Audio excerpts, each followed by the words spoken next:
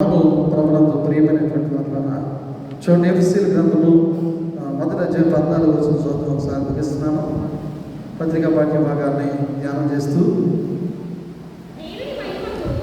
దేవుని మహిమకు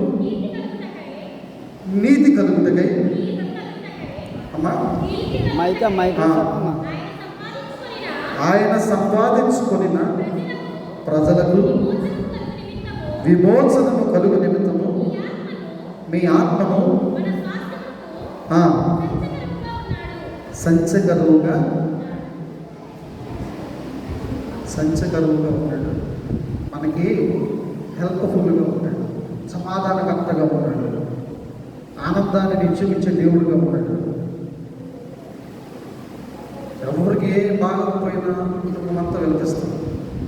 శరీరంలో ఏ భాగానికి ముందు కూర్చుకున్నా శరీరం అంతా బాధపడుతుంది. అలానే సంఘంలో ఏ ఒక్కరికి బాధ వచ్చినా సంఘం అంతా వినిపిస్తుంది. సంఘానికి క్రీస్తు శిరస్సై ఉన్నాడు. ఆ క్రీస్తు శిరస్సయ్యని క్రీస్తు యొక్క శిరస్సు నుంచి తలంపులను మనకు అందిస్తున్నాడు. ఆయన మధ్యవర్తిగా ఉన్నాడు, మనకు తోడుగా ఉన్నాడు, నీడగా ఉన్నాడు, రక్షణకర్తగా ఉన్నాడు. ఆయన మీద ఆనుకొని మనము ముందుకి కొనసాగే వారమై ఉంటారు.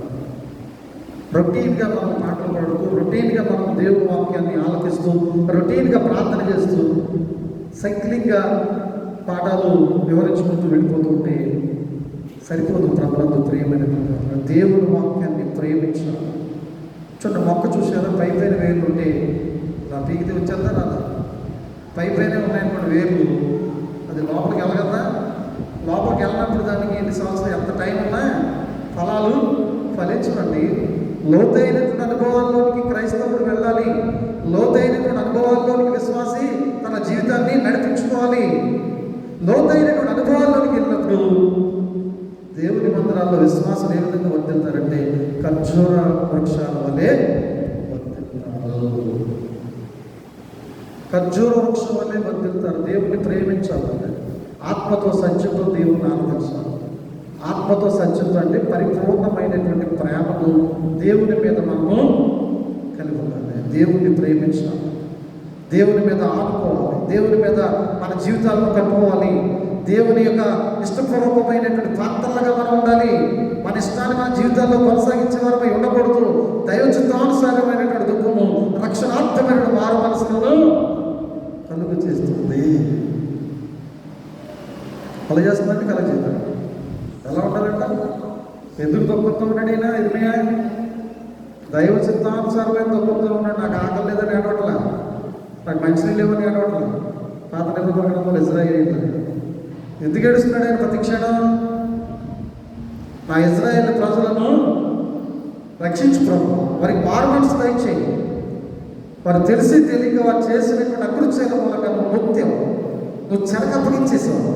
మరలా వారిని క్షమించి మరలా యెరూషలేముకు రప్పించి నా ప్రజలకు చక్కని సమాధానకరమైనటువంటి జీవితాలను దయచేయి, ఆయన ఆరోగ్యాల సకల సమృద్ధి ప్రసాదించు అని ఇర్మియా ప్రవక్త ప్రార్థన చేస్తున్నట్లుగా మనం ఎందుకు చేయకూడదు ప్రార్థన? మన సంఘం గురించి, మన వ్యక్తిగత జీవితం గురించి, మన కుటుంబ అవసరతల గురించి తగ్గింపు స్వభావంతో దేవుడితో పెనవేసుకుని ప్రార్థన చేస్తే దేవుడు మన జీవితాలను సన్మార్గాల్లో నడిపిస్తాడని నడిపించడు. అటువంటి కృపా పరిశుద్ధాత్మ దేవుడు మీకు అనుగ్రహించను కనుక ఆమేన్. సమస్త జ్ఞానమునకు మించిన దేవుని సమాధానము యేసుక్రీస్తు వలన మీ హృదయములకు మీ తలంపులకు